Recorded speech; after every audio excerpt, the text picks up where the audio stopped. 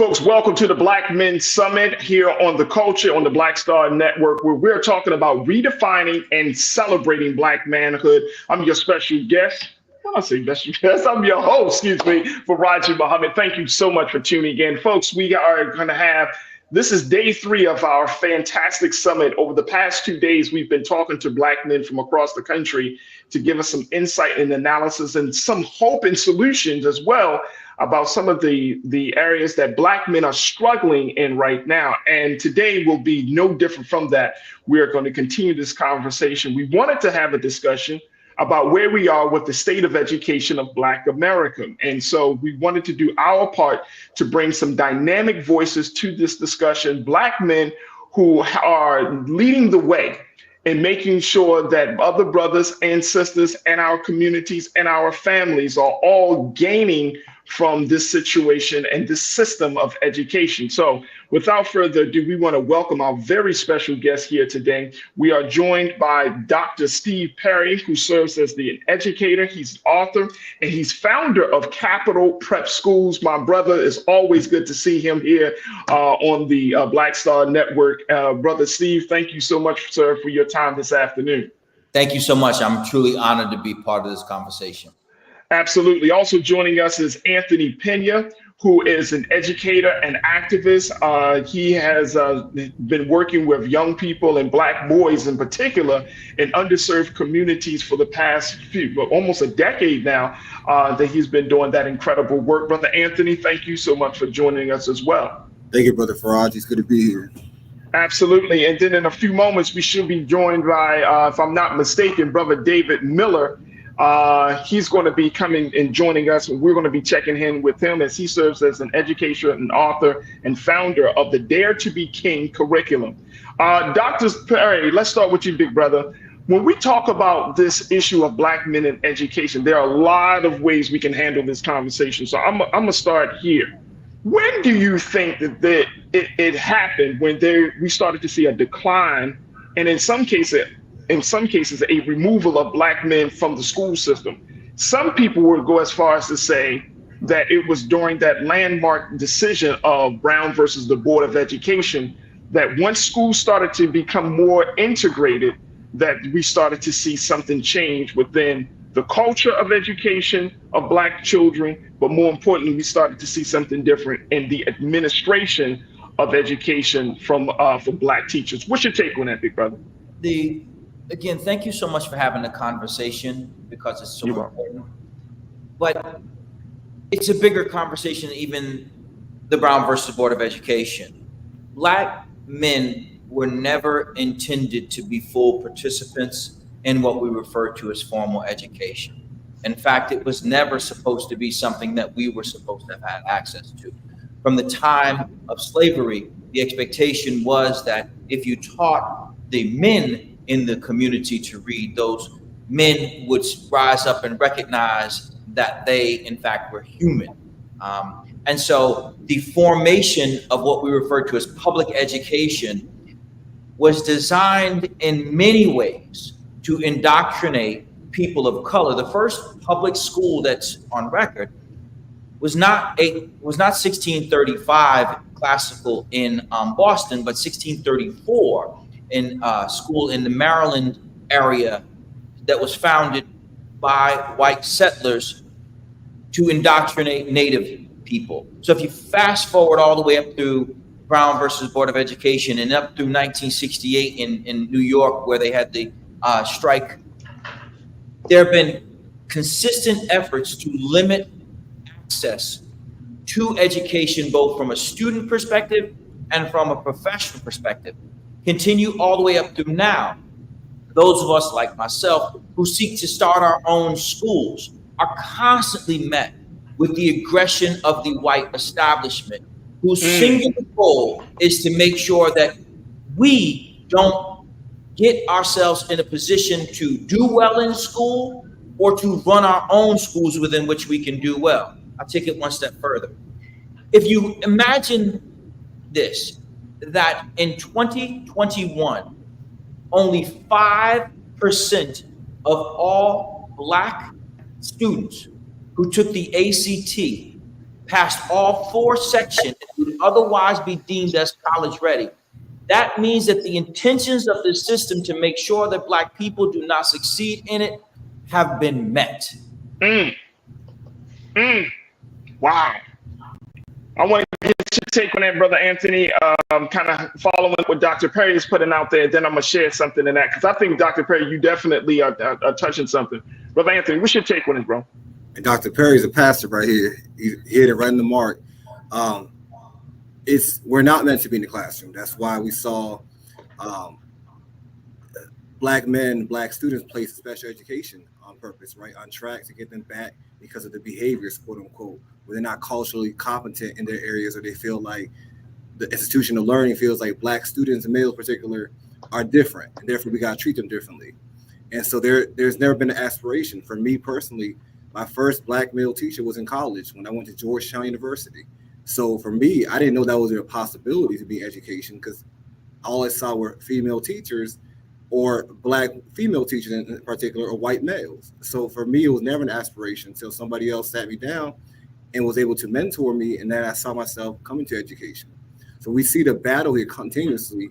We look at suspension data, we look at learning disabilities. It's targeted against Black male students continuously, and we see that in the spectrum a lot. And so it's a correlation between they don't want us in the classroom, and they definitely don't want us to teach true education. The reason why people do not like education, quote unquote, is because they don't feel seen or heard in the classroom. So when there's a differing opinion on a viewpoint, they told that young man to be quiet, or there's some things that we might think differently and it's shunned upon. So a lot of times we become disvalued from the system because we feel like nobody understands what we believe in, and therefore we're almost criticized for believing something differently than what as Ruby Payne talks about, middle class norms. Learning is really based on and rooted in middle class norms, particularly white education. And if you remember, education foundation of this country was founded on white male landowners, and so only if you're a white male privileged you went to school. So there's never been for other people that said white males, and in particular definitely not Black students, because they're in slavery, we're not allowed to read or write. So therefore this has been long-standing culture in America where Black men do not belong in education because it was designed for white men.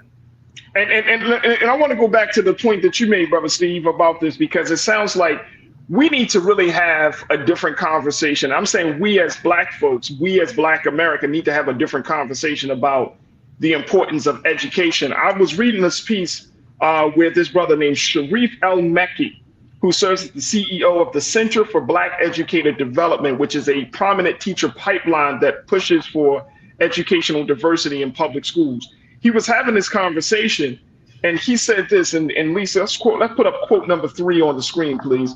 This is what he said. He said, there's this naive notion that school is a safe space for Black youth, and it's not. He said, when we talk to Black educators, it's not only that they often experience racism from their colleagues and supervisors as professionals, but they also remember when they experienced something similar as a child. But the effect is that now they're trying to protect children and work against policies and mindsets that are racist. So that's the trifecta. I'm experiencing this as a professional. I remember that as a child. And now I'm also having a classroom full of students, and I want to push back against that. Would you agree with that, Brother Steve? That it's that trifecta? Yeah. Brother El-Mekki is a solid cat. And let's just take it even one step further. There are very specific reasons as to why there are very few Black men teaching. And it's by design. Like hires like. What that means is if the overwhelming majority of those people who teach are white and female, then what they think is worthy of continuing the work that they're doing is someone who they think is someone who's like them, who makes them feel comfortable in themselves. And so like hires like. Why is that important? It's important because the largest employer in virtually every municipality, largest public employer in virtually every municipality, is their public school system. So their public school system is employing typically white women, and they're not about to give up access to great jobs, to African American men in particular, African Americans in general. And as a result, in most communities nationwide, African Americans make up less than 5% of the teaching population, and Black men make up about 20% of that. So this is not by accident. The teachers' unions, which are overwhelmingly white and female, the many people who are the Democrats who support them, who keep these policies in place, that in most cases make it harder for Black men to be teachers because we struggled in the classroom, not because we struggled, but they struggled with us. Then the tests they give us to become certified are consistent with if you had stayed in class. And then they create a like issue, which is even if you become certified, you do all the things you need to, you're liable to end up in front of a panel of white women who are going to say, I just don't see as a culture fit. Wow. It's a very clear process that leads to this ultimate end. It's not by mistake. It's intentional. So when brothers like me say, hey, all right, cool. I want to work at your school. I want to start my own school. I'm good. Just let me start my own school. He's privatizing education. He's taking money away from the public. They will do everything to malign brothers like me who say, no. You don't want us in our schools. You're gonna suspend, expel, and discipline Black boys at a rate higher than any other group. So just give them to me. No, you can't have them because then that means I won't have one of these good jobs. So you can't take them because I need them to keep my job. You can't start your own schools because I needed to keep my job. So you just figure it out. We got to take a quick pause. I want everybody to marinate on that. And then, Anthony, I want to get your take. We're going to be bringing my other brother, Dr. David Miller, into this. Folks, join us in the conversation. You hearing what we're up against here in terms of the educational space. And I would love to hear from you, crew, as to what do you think we should do and how we should move forward in making sure we get more Black men into the classrooms and into educational leadership roles. Join us in the conversation. We're streaming right now live on YouTube on the Roland Martin's YouTube page. Join the chat, be a Culture Crew member for the day. And of course, stay tuned. We still got a lot more to chat about with Dr. Steve Perry, Anthony Pena, and Dr. David Miller right here on the Culture's Black Men Summit, where we're redefining and celebrating Black manhood right here on the Black Star Network. We'll be right back.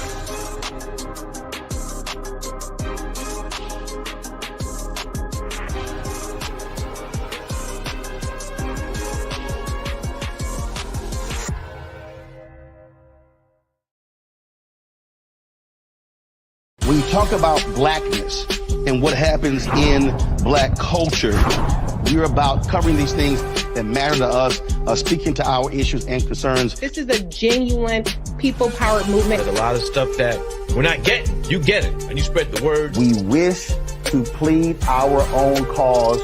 Too long have others spoken for us. We cannot tell our own story if we can't pay for it. This is about covering us. Invest in Black-owned media. Your dollars matter.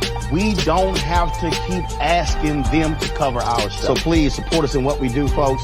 We want to hit 2,000 people, $50 this month, raise $100,000. We're behind 100,000, so we want to hit that. Y'all money makes this possible. Check some money orders. Go to P.O. Box 57196, Washington, D.C. 20037-0196. The Cash App is $RM Unfiltered. PayPal is R Martin Unfiltered. Venmo is RM Unfiltered. Zelle is Roland at RolandSMartin.com.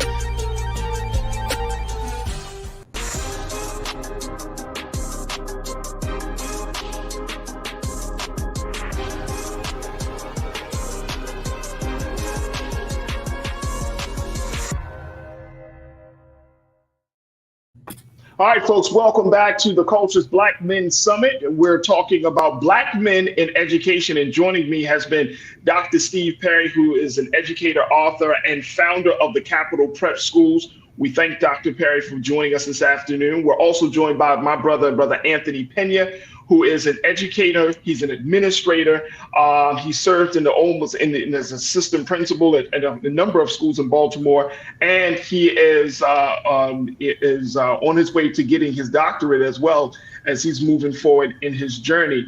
And I want to make sure we got my other brother, Dr. David Miller, who is joining us. He's an educator, he's an author as well, and he has founded the Dare to Be King curriculum, which is teaching Black boys how to think higher of themselves. So again, I want to thank my brothers for joining us. Let me start with you, Brother David, because I want to get you into the mix of these things. When we talk about education, and as much as we do talk about, I know all three of y'all have heard the talk. I want to know for real, from all y'all brothers, do you think Black people really care about education in 2023? Or is the role of the teacher just one of a babysitter? I mean, do we have a vested interest? Do we see education the same way that, say, our grandparents see education, or even some of our parents have seen education? Brother Dave, I'm gonna start with that question with you. What's your take, brother? So unequivocally, I think Black parents and the Black community is vested in figuring out ways to ensure that our children get a world-class education. I think the challenge becomes you bump into systems, and as Dr. Perry and Brother Anthony were talking about, oftentimes parents become overwhelmed with trying to navigate a system that doesn't always demonstrate its love, particularly for Black and brown children. And so a lot of times you do see some apathy at the community level and at the part of parents, because you're bumping into a system, whether you have a child who has special needs or whether you have a child that's being bullied in school. When it comes to parents trying to come up to the school, trying to intervene, you often see a clash. And so it's not that the Black community is not vested in school or vested in ensuring our babies get a great education. The challenge is some people will argue that the system is broken. Others will argue that the system is designed to perpetuate itself and to create a permanent underclass. Whichever way you fall on that continuum, we have to do a better job of disrupting the system. And some of the ways that we can disrupt the system is by creating efforts like Brother Sharif in Philly to recruit, retain, and train more Black male teachers. But then we also need more Black school-based mental health professionals. So it's not just teachers. We need more trained, skilled folk who understand our children from a mental health perspective, from a community perspective in the schools. We need more school nurses, because there doesn't seem to be a shortage of, school police or local police patrolling schools, but those essential adults, those essential professionals that we need in the building to support the work that the teachers are doing is something that we really need to focus on. And that's a different approach, Brother Anthony, when we're talking about not just getting teachers, but you need a support staff, you need an infrastructure of support for Black boys, and particularly for Black boys and girls. I know personally that as an educator and as one who's have served in that capacity of not just teaching in the classroom, but also serving as a guidance counselor in a lot of ways. And you have experienced great loss, because some of the students that you have mentored, some of the students that you have watched grow up, their lives are taken by the street life. So talk to us about that experience, and more importantly, why and how we can create a structure of care and support for our students. Absolutely, Faraji. And as Dr. Miller said, young people now are facing more odds than we ever faced before. The reality is we're fighting social media. We're fighting the ideas in the community that are anti-Black at times, but also we're fighting among ourselves. There's a clash between what we need, what we deserve, and our young people are suffering. They're suffering greatly. In the last 3 years, I have lost 37 students that I know personally that I've mentored to gun violence here in Baltimore. And It's to the point that I stopped going to funerals, and just when I get the call at midnight at 12:03 or 1:37 in the morning, I already know what it is. It's not a positive thing. And unfortunately, 8 hours a day out of 168 hours in a week, 40 hours a week at best, maybe 47 hours in some schools, maybe 50. That's not enough time to help our young people out. And our young, and particularly in the last couple of years, the most increased number of suicide has been among Black males. Yeah. And so we have this pandemic of COVID, but we never talk about the pandemic of mental health. Our young boys in particular are in pain, and hurt people hurt people. So when we want to criticize young people picking up a gun, we don't talk about what caused the young man to pick up a gun or knife to harm somebody else. There's pain in there a lot of times. And so we have to really look at how, as Dr. Miller said, how can we get school counselors who are not just there to service kids academically, but guide them in the right way. And we have to have the right people, the right that do not put them in situations worse. Go ahead, Surprise. Yeah. No, I'm sorry, brother. I definitely agree with you. And Dr. Perry, you know, by us creating that infrastructure or putting that type of investment, do we, quote unquote, cripple Black men? Because, you know, I think that we're also, and I'm gonna just use the term from traditional feminism, where, you know, we're the patriarchal system that we are all a part of encourages us to stay stoic, to remove any type of emotions, to not feel pain. But now we're trying to turn the tide and shift the culture so where people do care. If Brother Anthony has lost 37 students to gun violence, and each day students got to go to school, life goes on, but there hasn't been a grief process, there hasn't been a processing period. It seems like it's asking a lot for a black male teacher to come into a system and to carry that great burden. You know, I want to start with the first part of the question I heard you ask. I heard you ask if Black parents still care about education. Absolutely. Yeah. Absolutely. Now, there's some wild acting parents who come up and lose their whole damn mind. Yeah. But that's not because they're Black. It's because they're wild. But do they care? Parents who are Black are the ones taking a risk on a school that was opened in a strip mall. Parents are the ones who will take a risk on a brand new school or put their kids on multiple buses and take the risk of actual prison just to get their kid to a good school. The problem is that they have to accept that it's probable that the school won't like their child if he's a Black boy, and that they're spending an inordinate amount of time at the school fighting the school. And so they come in with their dukes up. So there's an inherent an earned lack of trust that towards even me, our schools, because they look and they're like, "Are you just like one of them?" Because generation after generation after generation has been done wrong by what we refer to as schools. Continue down that road. So then when brothers do come into the classroom, the nurse's office, which is, I've never seen a Black male nurse in any schools that I've ever been affiliated with ever. Social workers, and on and on and on. We don't get to just do the job that we're hired to do. If you're a Black man who's teaching English, you don't get to just be the Black man teaching English. And I don't care if you're at a college, if you're an African-American man on an educational campus, you have to be, in many cases, more than you could even truly be. So the burden is so significant because in large part, many of our young men do not have enough men who are Black around them to recognize that we're men and we just feel differently. We respond to certain circumstances differently. So what ends up happening is the role and response to life that many young men have is narrowed so much that they think that the only emotion that they can have is rage. And the only way that they can show that is to be violent.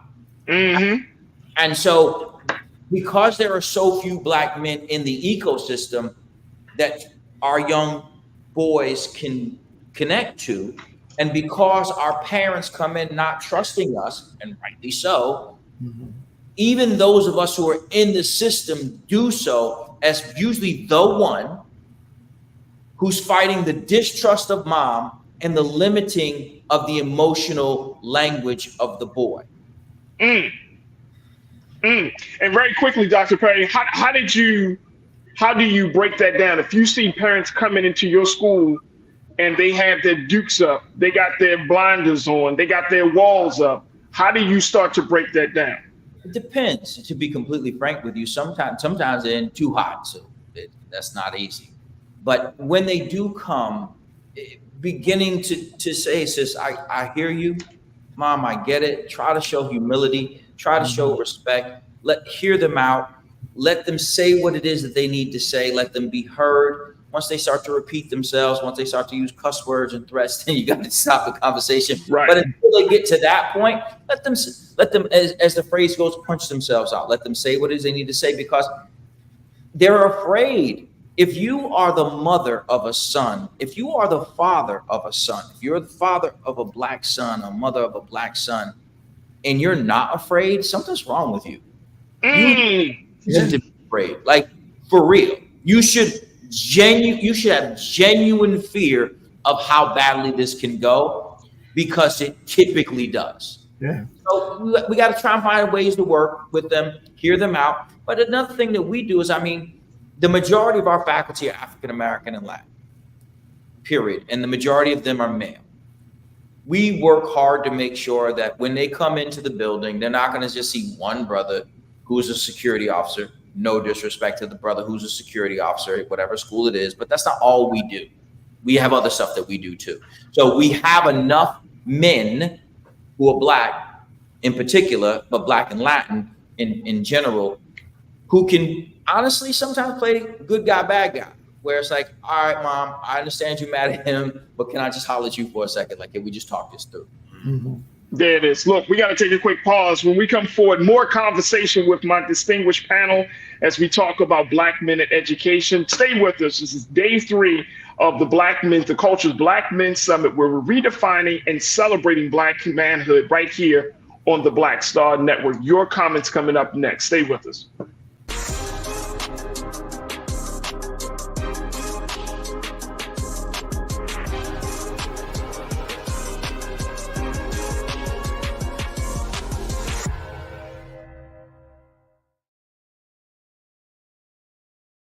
Pull up a chair, take your seat.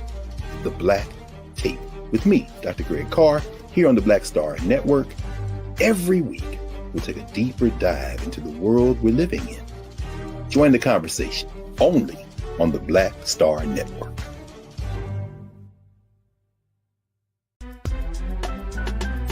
I'm Faraji Muhammad, live from LA. And this is The Culture. The Culture is a two-way conversation. You and me. We talk about the stories, politics, the good, the bad, and the downright ugly. So join our community every day at 3 p.m. Eastern and let your voice be heard. Hey, we're all in this together. So let's talk about it and see what kind of trouble we can get into. It's The Culture. Weekdays at 3, only on the Black Star Network.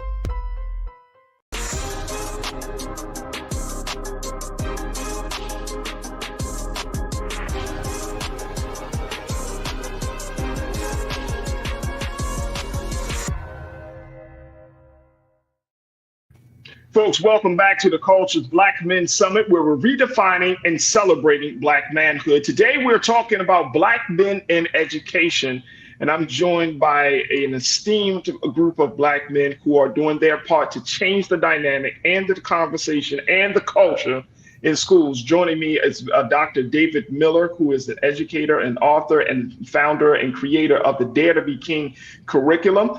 He's joining us today. Also joining us is Dr. Steve Perry, who is another educator and author and founder of the Capital Prep Schools. And also joining us is my brother Anthony Pena, who is an educator, administrator, as well as an advocate for Black students. The jewels that you dropped earlier, Dr. Perry, is something that I want us to kind of hold on to, right? Just the simple fact of understanding the cultural dynamics. And Brother David, it made me think of, we're going through so much as it is on other fronts. And I'm saying as Black folks, as Black America, we shouldn't have to fight to just get a simple education, man. This is getting ridiculous. I'm thinking about the story. We've talked about it here on the show. The little brother down in Texas who got suspended because of his hair. and he's 18 years old. They suspended his little brother because of quote unquote his conduct, his violation of the hair policy. They not only suspended him for 30 days, but they also have decided to put him into an alternative school for a few weeks as another punishment. And I mean, I'm thinking to myself, Brother David, this is 2023. His mother has filed a lawsuit against the state of Texas. But it's like, this is, I mean, at 18 years old, you're going through all of this drama because of your hair. I mean, he got the locks and, beautiful hairstyle. But it's just adding to, like, we're getting to a place, I would think, that we, like Dr. Perry said, man, look, I'm about to start my own thing. Or we're going to take our people out, take our children out. What's the resolution for a climate like this? I mean, I think, and that's just the incident that you referenced is just one of so many. It would take an entire show to talk about all of the cultural collisions that occur in classrooms and in schools, particularly with Black males, teachers, and administrators. But for Raji and for those that are listening, we're in the fight of our lives, man, when it comes down to how we educate and socialize our children, particularly Black males. And it's going to take courageous efforts like Dr. Perry's and some of the work that other Black men and women have done who have courageously created their own schools. My son who just graduated with his MBA from FAMU, Florida A&M University, he was educated in independent African-centered schools, first in Baltimore and in DC. So we need to ramp all of that up. We need to operationalize community-based rites of passage programs in communities. I just think that the system is not going to change. We have to do a better job of educating and mobilizing those of us who, Du Bois would call the talented 10th, those in our community that have the knowledge and insight to not only build and create our own schools, but also create these supplemental educational opportunities, whether it's, summer STEM academies, whether it's, you look at the Genius Academy in Oakland, where they're doing a lot of STEM work. And so I just think that, we got to get organized and do a better job of locking arms. We got to be able to fund our own freedom. A lot of this, we're going to end up having to pay for out of our own pocket, because the very systems that public dollars are going to educate, particularly Black boys, are failing. So again, we're in the fight of our lives, man. And if we're going to win, it's really going to take a more systematic and organized approach to identify what are the blind spots, what are the areas that we need to work on. And some of it is, how do we mobilize grassroots organizations to do some of this heavy lifting? You look at freedom schools, have a strong history across the country. All of those things and more are what we're going to need to ensure our children receive a world-class education. Dr. Perry and Brother Anthony, if we're in the fight of our lives, right, and I truly believe, Brother David, on this one, that we are in the fight of our lives, but it seems like we're still confused as to which side we should be on and whose side should we be on, right? Like when we have these larger systemic institutional conversations, you have a sector of our people that may say we just need to reform the system. Then you have a sector of our people that say we need to destroy the system. And then you have a sector of our people that says, well, we can do both. And I'm wondering, is it really that clear cut, especially when you're talking about educating the future of our people? We absolutely cannot reform the system. It can't be reformed. It is what it is. There are too many people who earn their livings by maintaining the system. We are often told that the reason why urban schools fail almost absolutely is because they don't have enough resources. That's just not true. It's fundamentally not true. Because if we were looking at the issue of resources as the determinant of whether or not a school would be successful, then we should send all of our kids to prison, because that's where we spend the most amount of money per pupil. So it's clearly not about money. We wouldn't be having this conversation on MSNBC, ABC, CBS, CNN because they don't value our voices, but Black Star does. In the same way that Black-owned media needs to be in order for our stories to be told, Black-led and founded schools need to be the route out. We have to stop expecting that DeSantis is going to allow us to teach about African Americans in his schools. We have to stop being shocked by somebody saying something about our kids' hair in their schools. We have to stop being surprised that we have to go down to that school and get at them for coming after our son, our uncle, our father, our grandfather, our brother. How many more times do they have to show us who they are? How many more times? In the areas where we've been allowed to be successful, and I said it the way I meant it, playing sports, we've been successful. Doing music, we've been successful. I'll give you a really quick story. So we're looking to open a new school in Connecticut, actually in my hometown. We got the number one, we had the highest score for anyone who applied for a school. We had what the state referred to as historic turnout. Never before had the numbers been so high. At 11:48 p.m., just 12 minutes before the budget was passed for the state, two white legislators pulled our school out of the budget. Pulled it out. Man named Matt Lesser pulled our money out of the budget and didn't give it to anyone else. Just took it from us because they didn't want Black leaders to start a school in a community where the achievement gap is 67% of white kids can read at grade level, 26% of Black kids can read at grade level. We're going to keep asking. That's crazy. Put us on. So we're going to keep asking them, will you please stop being racist? No, I'm not asking anymore. I'm good. Wow. That is crazy. That is absolutely insane. All right, let me get some comments from our online culture crew. Folks are checking in and they are listening loud and clear. Sharon Brooks, you checked in. You said, so grateful for schools like KIPP and other schools like Dr. Perry. They are doing a great service here in the Northeast. 6 days a week school program is an excellent asset for some communities. Sharon Brooks, thank you so much for checking in. And that's a nod to you, Dr. Perry, about the work that you're doing. Janelle, you checked in. You said educators, responding to our sister Lana, you said educators should be in charge of how curriculums are chosen, not commercial vendors. That's how we lost phonics in schools. Some random person with no evidence-based knowledge sold it to the state. I want to bring you into this part of this, Brother Anthony, because you are an administrator. You've been in those meetings. You've been at the table. You've been in the room where curriculums are determined.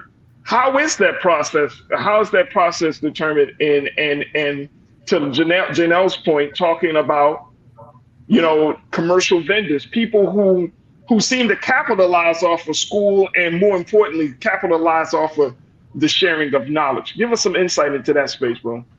Absolutely. And so I'm gonna speak broadly, but in general, school boards approve vendors, right? And so whoever has the biggest voice and gets the most money, then that's what gets allocated. And so they're right. Teachers do not have say in curriculum writing. There used to be a role of curriculum writers that were actually department heads, and now those roles have been removed in many districts across the country. So we don't have that avenue anymore. So what happens is that the superintendent, or what they call CEO now, or the chief academic officer who does all the academic supervision, they decide what the curriculum is, and then they feed it down to the principal, who then has to feed it to the teachers, and then the kids have to eat something that they're allergic to, which is BS, right? And so we have a system that is not designed for our people. So whoever has the most money, when it comes to testing, about Pearson and others, all those people have big money. And not only are they big money in school boards, they have big money lobbies in Congress. Right. And so there's a reason why programs across the country go to Congress and lobby, because they funnel into school boards. And that is why a lot of things die or live in the school board meetings, particularly those who are appointed or elected. They have a lot of power and pull. And so therefore you're not going to find curriculum that besets our young people that need it, because there's money. There's money in failure, as Dr. Perry alluded to earlier, and there's definitely money in education. There are a lot of companies that profit off of black children. They profit at NCAA sports in college. Now they profit off of black dollars because they provide a curriculum where young people cannot understand or digest it correctly. So therefore, it leads to a test metric system, which is Pearson, who then determines, let's test young people on something that's culturally irrelevant, knowing they're not going to pass because we have bias in our tests. And therefore, there's an intervention program by this program. It's a cycle that continues to go on and on where everybody's connected to failure.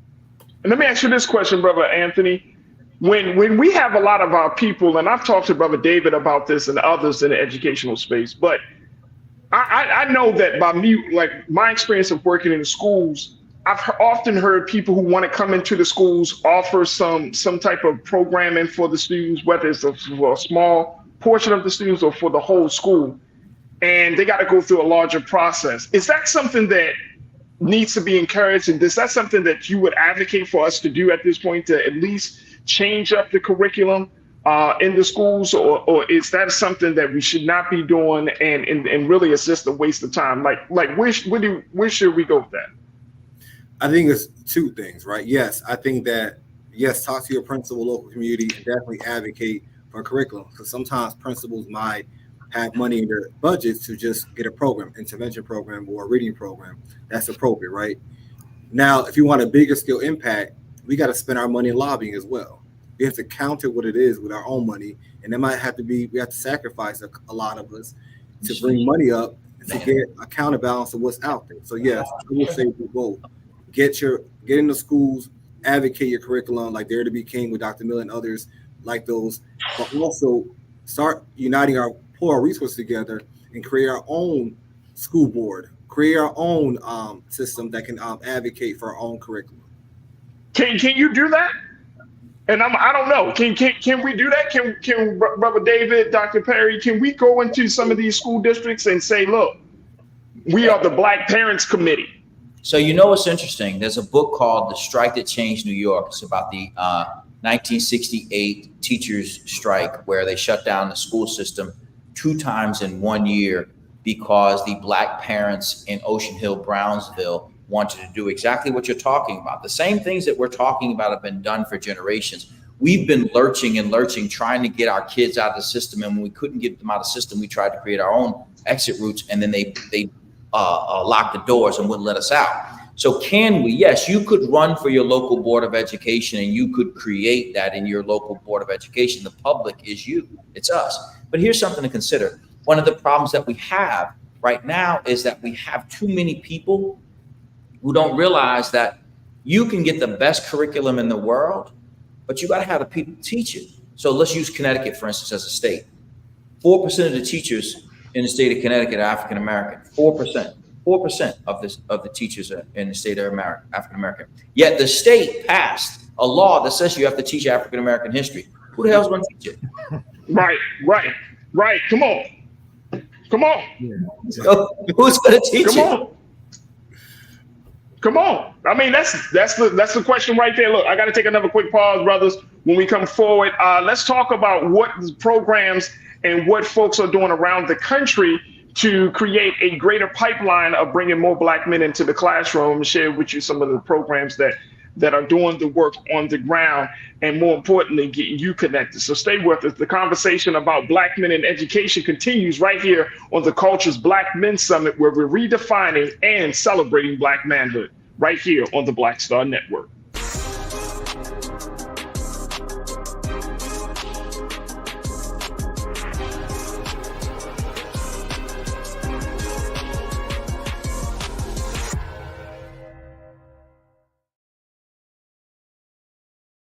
When you talk about Blackness and what happens in Black culture, we're about covering these things that matter to us, speaking to our issues and concerns. This is a genuine people-powered movement. There's a lot of stuff that we're not getting. You get it, and you spread the word. We wish to plead our own cause Too long have others spoken for us. We cannot tell our own story if we can't pay for it. This is about covering us. Invest in black-owned media. Your dollars matter.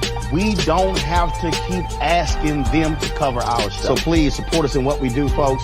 We want to hit 2,000 people, $50 this month, raise $100,000. We're behind 100,000, so we want to hit that. Y'all money makes this possible. Check some money orders. Go to P.O. Box 57196, Washington, D.C. 20037-0196. The Cash App is $RM Unfiltered. PayPal is R Martin Unfiltered. Venmo is RM Unfiltered. Zelle is Roland at RolandSMartin.com.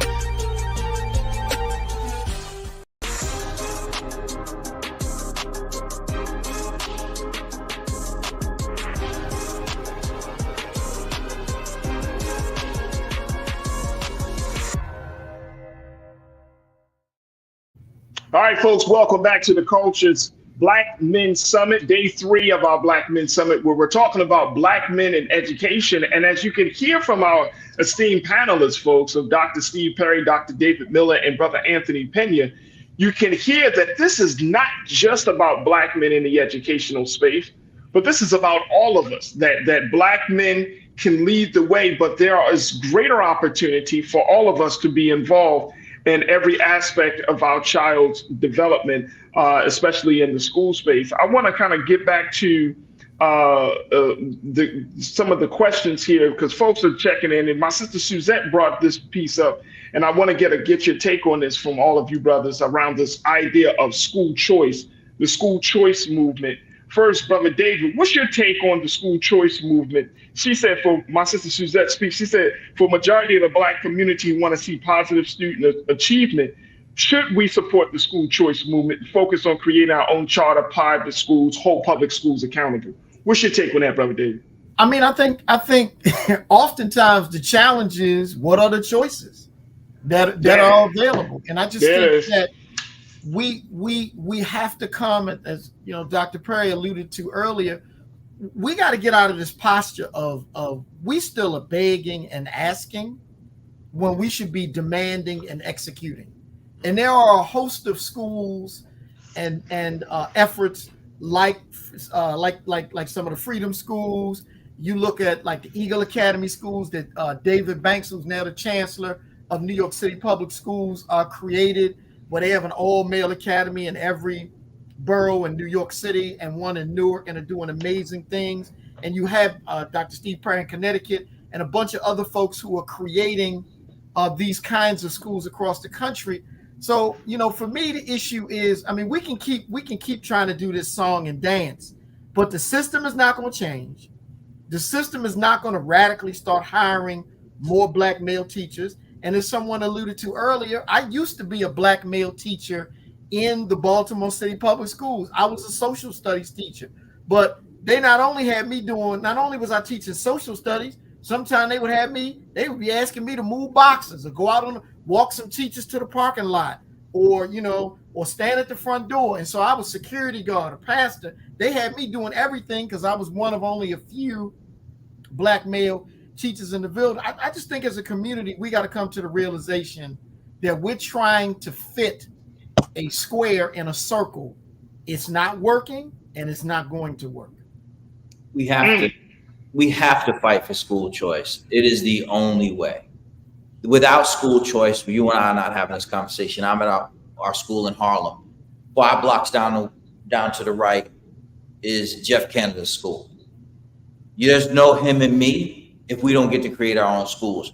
There are not 400 kids in this building if we don't get to create our own schools. If we don't do this, this is our right. This is our right to make the determination as to how it is that our children are educated. I just don't think that our community fully has had the opportunity to get what it is that we have coming. Our kids are as smart as anybody else's, and are smarter than a few. If they're able to eke out the education that they are in the circumstances where they're being the most disciplined, most suspended, most expelled, least likely to take college preparatory classes if they make it to high school, and still they're able to be successful in any way, then imagine what could happen when we put them in academic experiences where people believe in them, So we have to fight for our own schools. We have to. What else is there? It's like when you go to a banquet and you go and it's a particular establishment and it's like the food is terrible here. What did y'all think was gonna happen? You thought you were gonna cook like your grandmother did? Wow. You knew the chicken was gonna be dry. You knew you were gonna have to have your girl take the hot. Like you knew that's what was gonna happen here. So here's the solution. Don't go there. Open your own. Open your own. Why do we always have to beg people? We look silly. It looks old. I mean, it's old to me. I'd rather have a couple small schools than to send my kids to schools where I know they're going to get dogged. I know they're going to get dogged. I know it.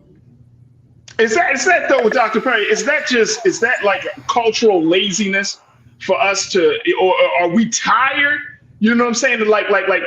When some people blame it on the parents. One of our crew members, Real Brooklyn, he said it's typical. He said this. Doesn't matter what school, the curriculum will only be effective if parents are willing to be involved in their kids' lives. You can't put a value on parenting because it's priceless. So if we're not moving into that space, it's not that easy. Yeah. Again, as somebody who's had to get in between parents who do and say some really wild things, and do some wild things, I'm not going to cast aspersions on parents as a group, because if you're a parent, one thing you know is being a parent is hard as hell. And it is as humbling an experience as you will ever endeavor into. So I'm not going to do that because I'm a father. So I still, as a father, you can as an educator. But I will say this. What we do have to do is we do have to encourage our parents to participate in a meaningful way. But Dr. King made it clear in his final book, Where Do We Go From Here? Community of Chaos, when he said that a school should be so good that you should not be able to tell who that child's parents are. Woo! Woo! I love that, Brother Anthony. I love that. What's your take on school choice, bro? Oh, Brother David, you got something you want to add to that? Really quick before you jump over to Brother Anthony. You know, the conversation is always interesting because white folks are starting their own schools in communities that they gentrify every day.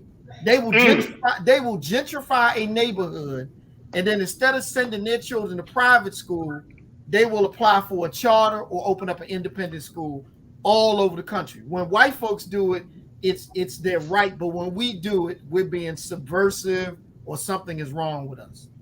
Absolutely. Brother Anthony, what's your take very quickly, bro? I mean, the two brothers are right. I mean, the thing about school choice came out of after we had integration of black students into schools. White parents went up there and pulled their kids out of school and started their own schools. So, because they didn't want to deal with what was going on of integration. So why can we not have our own schools as well? Let's educate our own people, give them the support they need so they can be more successful. So I'm all for school choice and make sure we get the money we deserve to support our young people, because the system is falling apart. It's only a matter, Minister Farrakhan talks about in the fall of America, that the Americas are headed towards a disaster. We see that in foreign policy wise. We see that in education now. Look at our reading levels in math. We're not top 10 in the country and around the world. So what do you expect is going to happen in our schools? It's like going to McDonald's every day and saying, I have diarrhea every day. Are you going to keep eating at McDonald's, or are you going to just try to do something else, right? So at this point, we see that we're getting sick from the school systems in America. Let's get our own, fund it, and let's support it. I'm asking, LeBron James, what he's doing there. Yes, there's some issues with some academic things, but those are deeper conversations around that. But do what you have to do to educate and protect our young people, because the future is dim right now if we don't get in right now.